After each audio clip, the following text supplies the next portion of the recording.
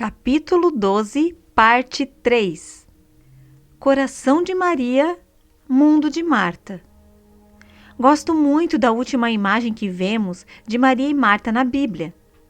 A passagem de João, capítulo 12, versículos 1 a 3, retrata duas mulheres em paz com seu Salvador, em paz consigo mesmas.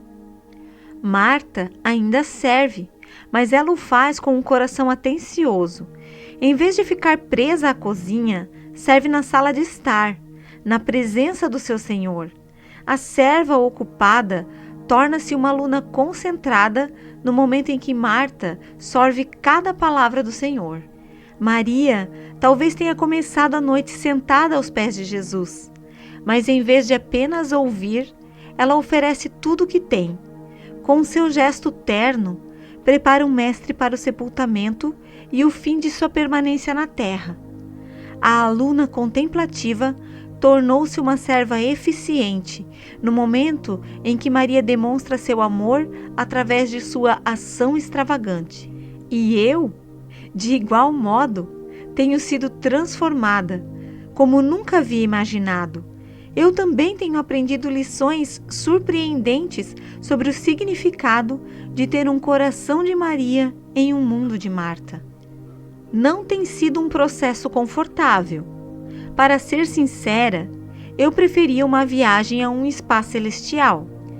Uma renovação completa de 24 horas com tratamento corporal e de rejuvenescimento de pele e um novo guarda-roupa espiritual.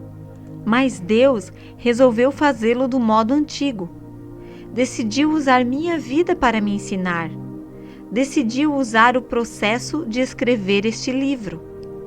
Em uma noite solitária e vazia clamei: Deus, estou arruinada! Minhas palavras se esgotaram. E embora a mensagem ainda ecoasse em meu coração, eu não conseguia atravessar a parede invisível. Vivia cada capítulo individualmente.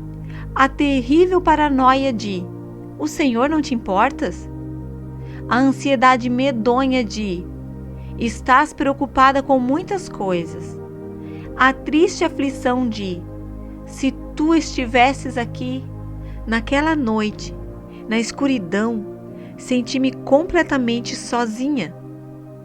Mas em algum momento de toda aquela luta, Deus me encontrou. Ele manifestou a paz e a direção, embora eu não consiga explicar como ele fez. De alguma forma, sua graça me ajudou a viver um dia por vez, não com medo do futuro ou arrependimento do passado.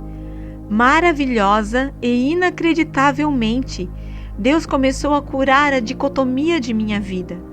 Começou a juntar os dois lados da esquizofrenia espiritual que me incomodou por anos.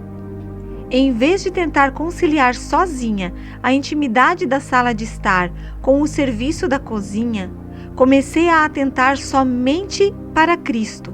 Em vez de me martirizar sobre o que foi e o que não foi feito, passei a entregar meus dias ao Senhor, pedindo-lhe para dirigir meus passos. Senhor, tu sabes o que precisa ser feito hoje. Mostra-me aquela uma só coisa e eu farei. Com a entrega, vinha uma nova paz. Consegui deixar a cegueira do pensamento tudo ou nada e gozar um dia por vez. As oportunidades começaram a se abrir em todos os lugares. Tive o privilégio de levar uma senhora a Cristo quando diminui o ritmo de elaboração do livro. Esbarrei com uma conhecida que realmente precisava de oração no jogo de basquete de Jéssica. Até o ato de escrever começou a fluir melhor. Então, várias semanas depois, enquanto me dirigia ao hospital para visitar um membro doente de nossa igreja, perguntei-me: esta visita tem a ver com Marta ou com Maria? Fiz a mesma pergunta sobre esse livro. Todo o trabalho, tudo o que escrevi e reescrevi, é uma obrigação de Marta ou uma devoção de Maria?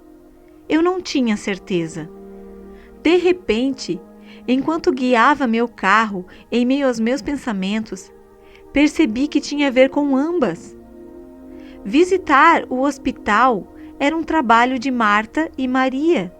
Escrever sobre intimidade com Deus era fazer Maria desempenhar o trabalho de Marta. Fielmente, em meu coração outrora dividido, as duas se tornaram uma. Não tinha mais que me preocupar com as razões, se estava agindo conforme a obrigação ou a devoção. Deus derrubou a parede e fez da sala de estar e da cozinha um único cômodo. Gritei: são ambos! Golpeando o volante com um enorme sorriso no rosto. São ambos! Entrego tudo. Não consigo lhe dizer a liberdade que senti naquele dia. Era como se o grande enigma em que estive trabalhando durante anos, de repente se resolvesse sozinho. Juntar as duas partes do meu coração parecia tão natural, tão simples, quase embaraçosamente fácil. Mas talvez você já tenha descoberto que Deus tem prazer em um coração sem divisões. Talvez você esteja vivendo naquele lugar de bem-estar contínuo diante de Deus, servindo e amando ao Senhor um dia de cada vez. No entanto, se esse não é o seu caso, se você é uma lutadora como eu, anime-se. Deus tem um caminho melhor. Ken Gire, em seu livro Intense Moments with Savior, Momentos Intensos com o Salvador, escreve: aprendi que minha força não depende da intensidade do meu trabalho, mas em como eu me entrego por completo. Quando chegamos ao fim de nós mesmos e de nossas capacidades, quando renunciamos às nossas vidas, Jesus promete usá-las. O pouco é muito quando Deus está no negócio, especialmente se esse pouco for você e eu. Quando rendemos nossas vidas a Jesus Cristo, permitimos que o Senhor do processo faça o trabalho dele. Porque é em nossa fraqueza que Cristo é forte. É em nossa imperfeição que o encontramos mais do que suficiente. E é em nossa prontidão para sermos quebrantados que ele traz inteireza. Mais inteireza e perfeição do que jamais pensamos ser possível. Essa é uma jornada para toda a vida. Um fruto para ser apreciado pela eternidade, o fruto que permanecerá por muito tempo depois de partirmos. Henrietta Mears é conhecida por tudo o que realizou pelo reino de Deus, desenvolvendo uma imensa escola dominical e formando líderes.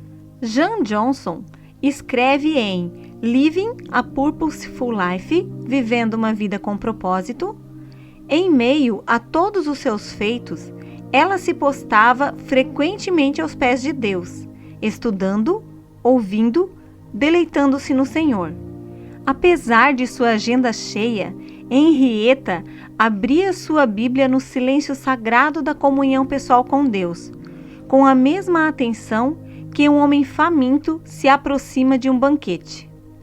E quando morreu, Henrietta Mears foi descrita como tendo passado pelo véu que separa o presente e o futuro, o qual foi descrito por ela como muito, muito fino. Alguém observou. Não foi novidade para ela se encontrar com o Senhor a sós, pois muitas vezes assim o fez. Dessa vez, ela foi com ele. Você deseja esse tipo de coração de Maria em um mundo de Marta? Sei que eu o quero. Quero viver tão intimamente com Jesus, de modo que quando chegar o momento de deixar este mundo, eu também passe pelo véu muito fino descrito por Henrietta Mears. De uma vida cheia de glória para outra, do ato de sentar-se em sua presença para o de estar face a face. Mas para que isso ocorra, preciso perseverar e ser paciente, porque é necessário um processo para produzir um resultado, e um processo leva tempo. Contudo, nunca se esqueça, pelo amor de Deus, que esse processo é divino. Deus está bem ao seu lado. Ele é aquele que se encarrega. Tudo o que ele lhe pede é para ser parceira dele e que se renda à obra que ele deseja operar em sua vida. Paulo escreve em 2 Coríntios capítulo 4, versículos 16 e 17. Por isso, não desfalecemos, mas ainda que o nosso homem exterior se corrompa, o interior, contudo, se renova de dia em dia, porque a nossa leve e momentânea tribulação produz para nós um peso eterno de glória muito excelente. De glória em glória, Ele está nos transformando. Então, não se preocupe se você ainda não chegou lá, minha querida irmã. Apenas não desista do processo. Não perca a jornada, pois será gloriosa, valerá a pena. Uma oração para a jornada. Ó Cristo, não me dê tarefas conforme minhas forças, mas dá-me forças conforme minhas tarefas, pois quero crescer com as coisas que são grandes demais para mim. Desejo crescer com a grandeza das minhas tarefas, mas precisarei da tua ajuda para esse crescimento.